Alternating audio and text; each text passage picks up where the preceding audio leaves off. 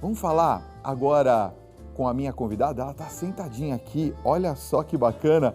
Vamos falar sobre um assunto muito interessante, certo, Marilene? Certo. Boa noite. Boa Seja noite. bem-vinda, Obrigada. viu? Ó, o assunto que nós vamos tratar é o abuso emocional. Mas tem o ambiente profissional, o ambiente amoroso e o ambiente familiar. Nesses três ambientes, a gente identifica quais são os abusos? Geralmente quem está de fora identifica muito mais fácil e rápido Do que quem está envolvido. na situação. Geralmente é assim. Sim, o abuso emocional e psicológico acontece mesmo em qualquer tipo de relação, infelizmente, tá? A pessoa se torna refém, vítima do abusador emocional. Tá. Mas como se caracteriza esse abuso emocional e psicológico? Através dos traumas que o abusador causa na vítima. Então, como são esses traumas? Quando o abusador começa a apontar de forma mentirosa, né, falhas, defeitos, começa a denigrir a imagem do outro que convive ou mora com ele, com ela, tá? Então, você é muito gorda, você não serve para nada, você não vai dar certo em nada, se você sumir ninguém vai sentir sua falta. É neste nível diário. E isso começa num determinado momento da relação. Geralmente, Fábio, não é no início. É durante um período já de relacionamento, a pessoa começa a querer controlar completamente a vida do outro, até mesmo por fatores internos, como uma insegurança muito grande. Ele tem um perfil psicológico muito mal resolvido, então ele vai o quê? Tentar prender aquela pessoa para ele, para manipular, controlar, e com isso ele levanta a autoestima dele. Ele fica seguro agindo dessa forma. Então, ele se alimenta disso. Quanto mais o abusador observa e tem a certeza de que ele manipula, controla, destrói o outro, mais ele se alimenta disso e mais ele faz isso. Isso não tem cura. Não adianta as pessoas que estão envolvidas nessa situação achar que com o tempo o abusador vai mudar, porque ele não muda. Ele pode até mudar de pessoa, de objeto, de qualquer coisa que ele considere o outro, mas ele não tem cura. O que é preciso ao você perceber que está sendo manipulado por alguém que te destrói psicologicamente, emocionalmente, você buscar ajuda.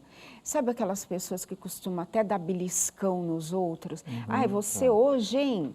Imagina, eu sei de casos que a outra está tomando um cafezinho no momento do profissional e o abusador chega nela e dá um beliscão nela, fala, isso é hora de você tomar cafezinho, hein?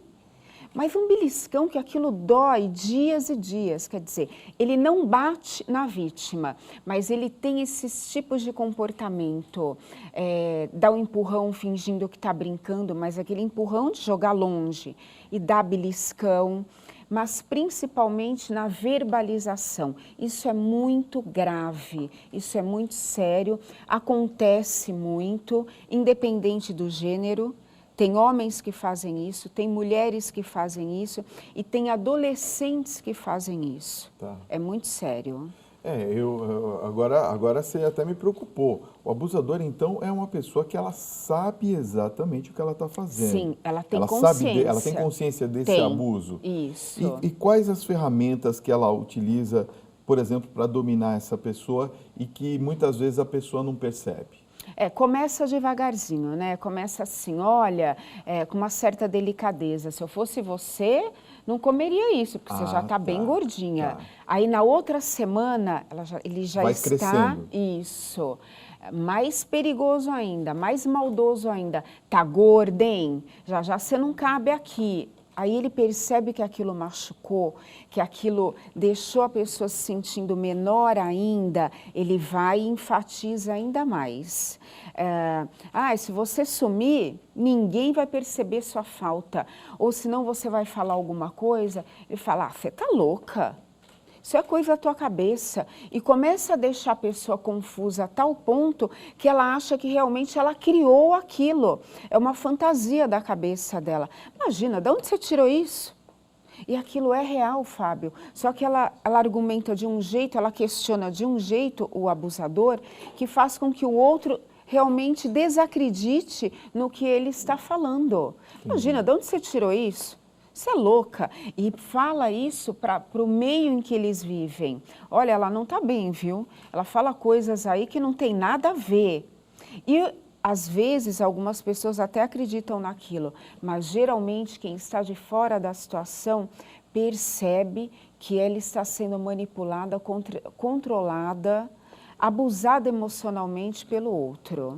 As pessoas que são abusadas, ou mesmo os abusadores, eles têm algum tipo de dano mental ou podem ter algum tipo de dano mental? Sim.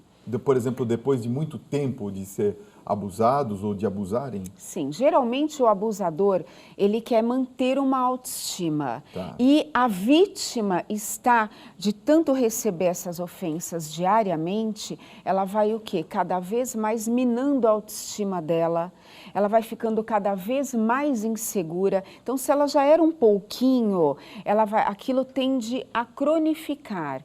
Insegurança, autoestima, acreditar nela, tudo isso começa a zerar ao longo do tempo de tanto sofrer, receber essas ofensas. Certo. E por outro lado, o abusador vai se alimentando, vai crescendo, se fortalecendo com isso. Olha só que coisa, né? Quer dizer, na verdade, é uma violência. É uma violência. Você falou que a pessoa não chega a agredir o outro. Isso. Mas, de uma certa forma, mentalmente, é uma violência terrível. Isso, exatamente. São poucos casos que surgem em consultório assim, porque demora muito tempo para a pessoa aceitar, talvez por ignorância, talvez por já estar completamente dominada pelo outro. Tem casos que a pessoa ainda fica tentando encontrar no abusador qualidades. Mas ele fala isso para o meu bem. Eu sei que ele diz isso para o meu bem. Então, demora para a pessoa aceitar que ela precisa de ajuda para sair, romper com isso. Porque tem que romper, Fábio. Claro, uma vez que o outro não tem cura, como que você vai se condicionar a passar uma vida inteira assim? Ninguém merece isso. Tá? Então, se você passa por essa situação na vida, reflita sobre isso, como é a sua vivência com essas pessoas. E você tem que tomar a iniciativa de mudar. Se não consegue sozinho, busque ajuda especializada. Vamos às perguntas dos telespectadores? Sim. Olha, você está participando, a gente faz a pergunta aqui. Tem uma pessoa que não quer se identificar, mas ela fez uma pergunta e conta um caso aqui interessante. Ela diz assim: boa noite, Fábio. Boa noite, Marilene. Minha mãe tem depressão e ela é muito carente. Eu gostaria de recomeçar a vida dela, porém é uma pessoa que está sempre irritada. E sinto que ela desconta demais essa irritação em mim, transformando a nossa convivência em algo difícil de suportar. Ela me deixa triste, fala de mim que nunca vou ser nada na vida, ou que eu não vou conseguir nada, e isso me derruba. Eu sei que não é maldade e ela está doente, mas não sei o que fazer para ela perceber isso e parar de me levar junto para a sua depressão.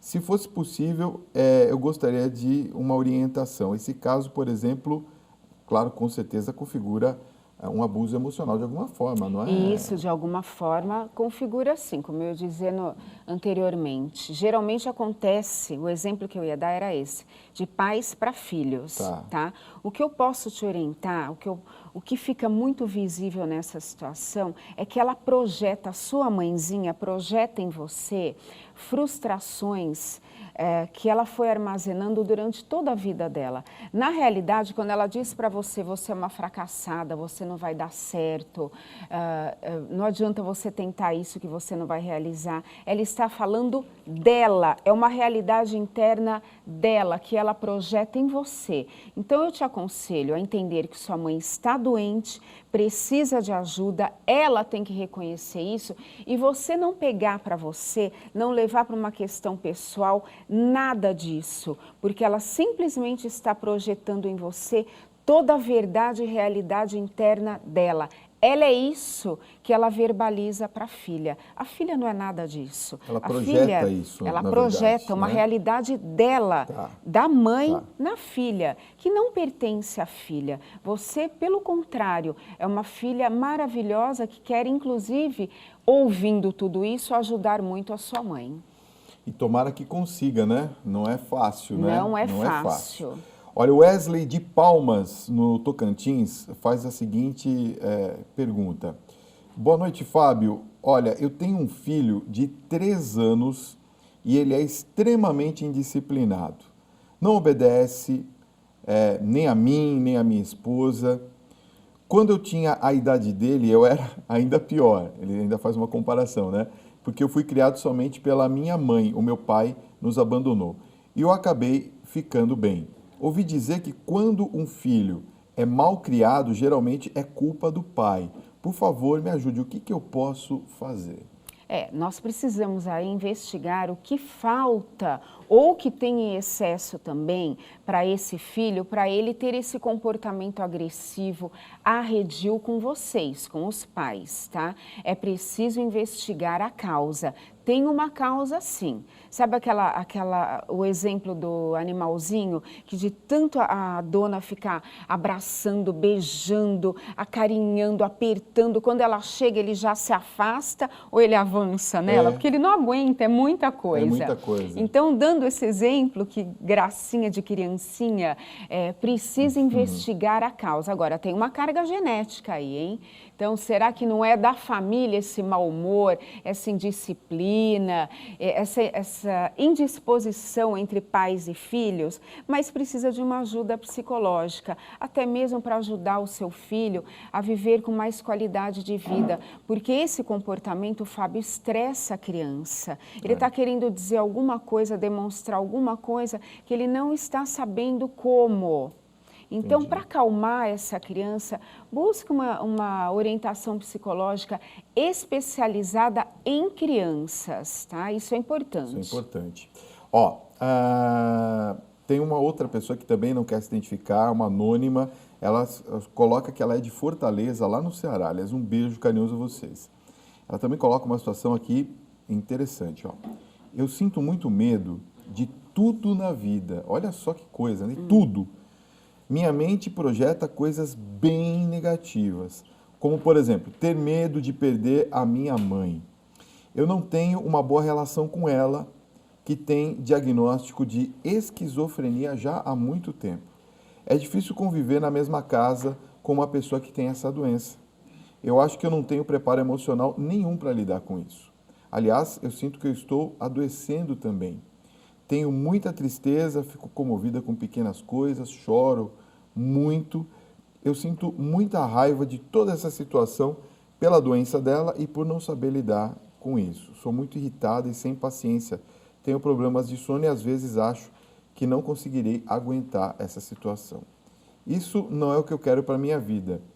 Marilene, como eu posso sair dessa situação em que eu estou?